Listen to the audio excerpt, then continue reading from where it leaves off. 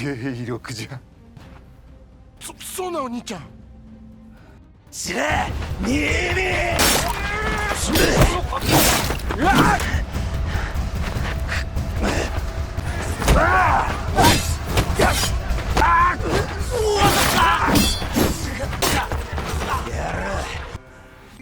Halo guys, selamat datang kembali di channel Cerita Singkat. Di video kali ini, kita akan lanjutkan pertarungan epik samurai ksatria Shinsen Megumi memburu Niimi Nishiki di film Song of the Samurai episode 6. Nah, sebelum kita menyaksikan aksi balas dendam Saito Hajime, yuk dukung terus channel Cerita Singkat dengan menekan tombol subscribe dan aktifkan loncengnya. Dan buat kalian yang belum nonton episode sebelumnya, link lengkap ada di kolom deskripsi ya. Oke, mari kita mulai ceritanya. Episode 6 diawali dengan flashback sebelum pertarungan brutal di kuil terjadi. Di tengah persiapan penyergapan faksi Shinsengumi terhadap Niimi Nishiki, Yamanami Keisuke memberikan instruksi terakhir kepada Okita Soji dan Hijikata untuk tetap bersembunyi dan menunggu sinyal, bahkan jika rekan-rekan mereka berguguran di medan laga. Misi utama mereka adalah mengambil kepala Niimi saat musuh mulai lengah. Okita dan Hijikata sempat terlibat perdebatan kecil yang santai tentang siapa yang lebih cepat dan berhak mengeksekusi Niimi. Tapi Saito Hajime muncul dan menegaskan bahwa ialah yang harus membunuh Niimi demi membalaskan dendam Eisaburo. Mendengar itu, Hijikata Toshizo akhirnya memilih bergabung di garis depan pertempuran.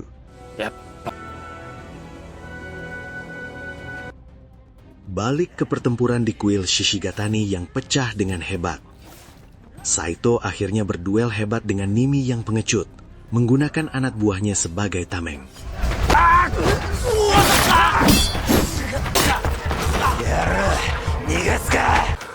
Dalam kekacauan tersebut, Niimi yang terdesak memilih melarikan diri ke dalam hutan gelap.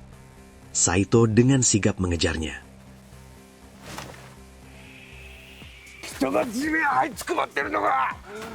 Niimi yang bersembunyi akhirnya keluar untuk menyergap Saito. Pertarungan terjadi kembali.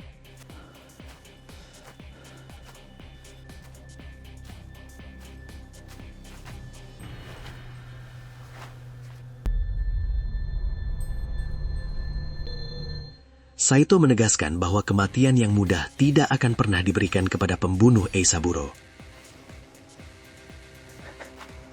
Saito. Niimi mencoba memprovokasi Saito dengan mengejek saat-saat terakhir kematian Eisaburo yang ia sebut sangat mengenaskan dan pengecut.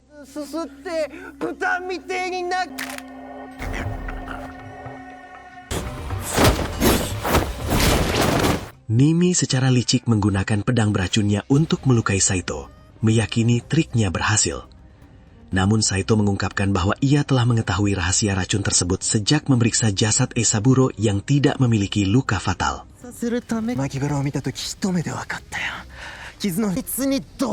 Saito pun berhasil melumpuhkan Niimi tanpa ampun. Niimi berhasil mengecoh Saito dan kabur kembali menembus hutan. Namun lemparan samurai Saito berhasil melukai kakinya.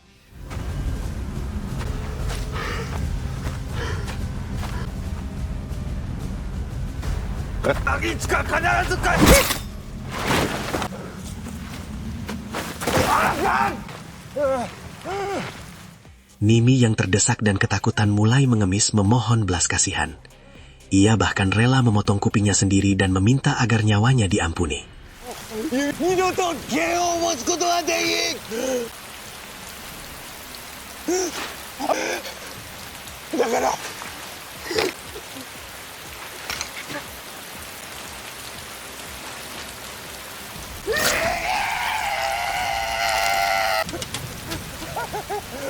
Saito merasa jijik melihat betapa menyedihkannya Niimi yang kehilangan harga diri demi bertahan hidup, lalu menyuruhnya pergi.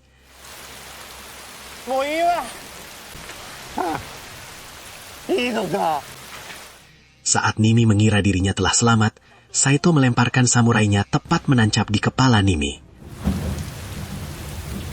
Saito berbisik bahwa satu-satunya orang yang memaafkannya hanyalah dirinya, sedangkan Eisaburo yang menuntut keadilan tidak ada di sana. sehingga Nimi harus meminta maaf langsung kepada Eisaburo di akhirat. Setelah pertempuran usai, pengkhianatan Niimi ditutupi oleh shogunat, dan kematiannya dilaporkan sebagai ritual bunuh diri atau seppuku akibat penggelapan dana ilegal. Saito mengembalikan pedang pusaka peninggalan kakak Eisaburo ke makamnya, berharap sahabatnya itu kini bisa beristirahat dengan damai. Di situ, Hijikata dan Saito terlibat obrolan santai, di mana Hijikata bercanda kesal karena Saito merebut jatah eksekusi Niimi.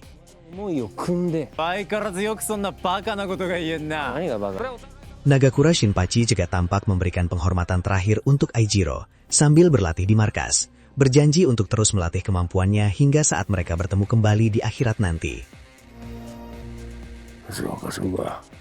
Di tempat lain, Serizawa Kamo menerima kabar kematian Niimi dengan santai. Hirayama Goro yang cemas memperingatkan bahwa sebagian besar prajurit kini akan membelot ke faksi Kondo Isami.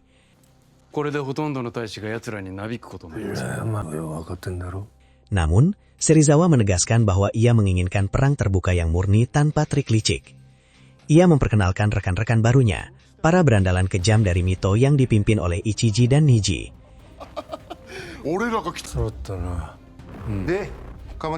Serizawa menyatakan bahwa panggung pertempuran kini telah siap sepenuhnya sesuai keinginannya, dan ia berniat menikmati setiap detiknya dengan melepaskan gelombang kekerasan di Kyoto.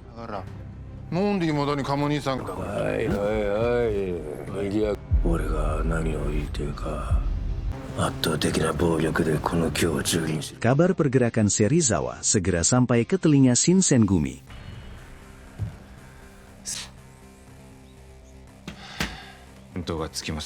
Melalui Yamasaki Susumu, mata-mata duitan yang bertindak sebagai informan ganda, draft rencana Serizawa berhasil diidentifikasi. Yamasaki memperagakan gaya bicara Serizawa yang gila pertempuran di hadapan kelompok Shiikan.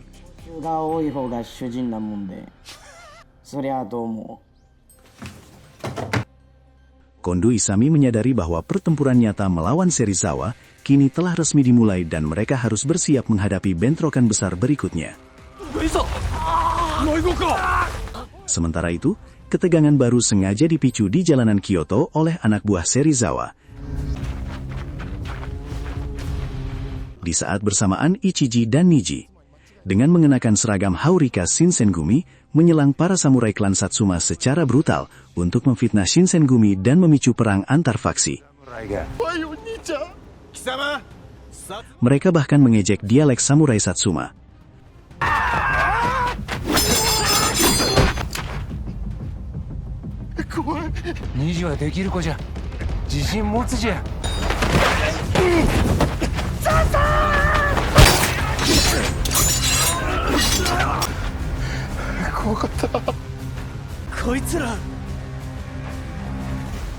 Namun, aksi mereka terhenti ketika Nakamura Hanjiro, pembantai legendaris dari Satsuma, turun tangan.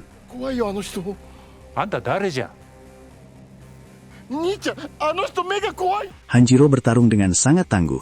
Meskipun dikeroyok 2 lawan 1, ia berhasil melukai Niji dan mendominasi pertempuran sebelum akhirnya Ichiji dan Niji melarikan diri saat bala bantuan Satsuma tiba di lokasi kejadian.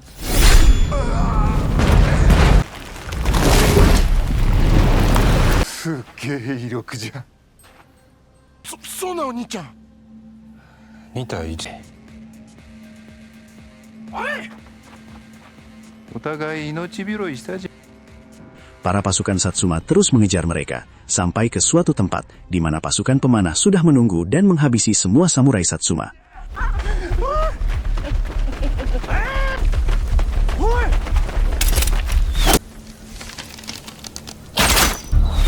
Peristiwa ini membuat klan Satsuma meyakini bahwa Shinsengumi telah menyatakan perang terhadap mereka.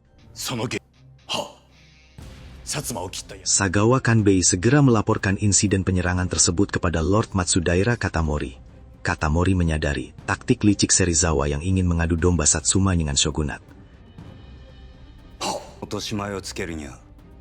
Demi meredakan kemarahan Satsuma dan menegakkan disiplin, Katamori memberikan perintah tegas kepada Sagawa untuk disampaikan kepada Serizawa dan Kondo.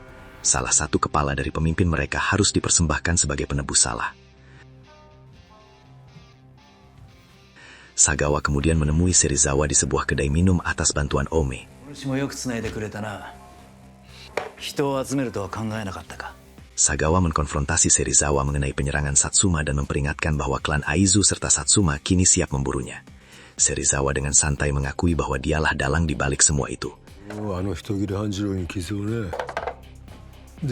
Saat Sagawa bertanya mengapa ia sangat terburu-buru menjemput ajal, Serizawa justru balik bertanya tentang arti seorang samurai. Sagawa menjawab dengan prinsip idealis tentang kesetiaan dan pengorbanan jiwa demi tuan mereka. Serizawa tertawa sinis, menyebut bahwa samurai pada dasarnya hanyalah berandalan yang hanya tahu kekerasan. いうものだ。この時代綺麗事抜かしてんじゃねえぞ勘弁なは所詮暴力にしか生きらんねえ輩だろう散るまでな。 Sementara itu, di markas Shinsengumi, kemarahan juga meledak setelah mendengar kabar bahwa Lord Katamori menuntut kepala salah satu komandan mereka demi meredahkan kemarahan Satsuma. Saito sangat frustrasi karena tindakan kriminal tersebut sepenuhnya dilakukan oleh faksi Serizawa, namun nama baik seluruh organisasi ikut tercemar. Di tengah keputusasaan itu, Kondo Isami dengan berani mengambil keputusan besar. Ia menyatakan, jika ia kalah, ia bersedia menyerahkan kepalanya sendiri demi meredahkan murka Satsuma dan menyelamatkan seluruh anggota Shinsengumi dari kehancuran total. Soji Okita yang tidak rela melihat komandannya dikorbankan secara tidak adil, pergi untuk berlatih sendirian. Gak lama, Kondo menyusulnya dan mengajak untuk berlatih tanding bersama. Di momen itu, Okita bersumpah bahwa ia sendiri yang akan menghabisi Serizawa Kamo agar Kondo tidak perlu mengorbankan nyawanya.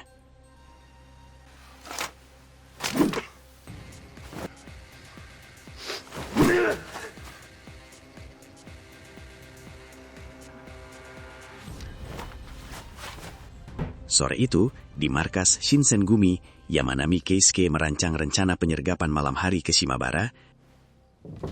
芹沢の手の者が今夜半近藤勇の首 Namun Hijikata Toshizo tiba-tiba masuk ke ruangan dan langsung menolak rencana taktis tersebut karena ia ingin menghadapi Serizawa secara jantan dan terbuka sebagai sesama ksatria.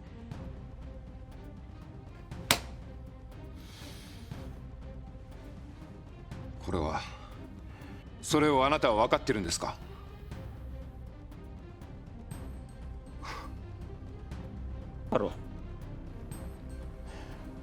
ですか? Kondo Isami akhirnya menyetujui keputusan Hijikata untuk menyelesaikan konflik ini secara terbuka, menetapkan bahwa Shinsengumi akan bergerak ke Shimabara dalam 1 jam untuk memulai pertarungan hidup mati terakhir mereka yang akan menentukan masa depan organisasi mereka.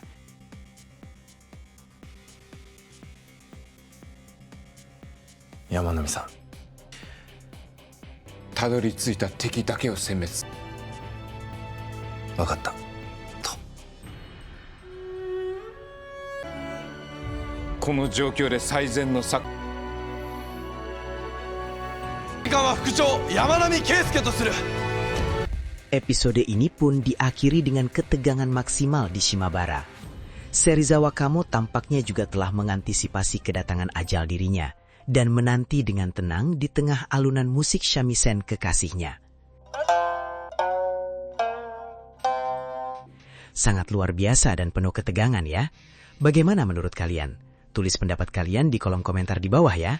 Jangan lupa untuk klik like, share video ini, dan pastikan kalian sudah subscribe channel Cerita Singkat. Sampai jumpa di episode seru berikutnya.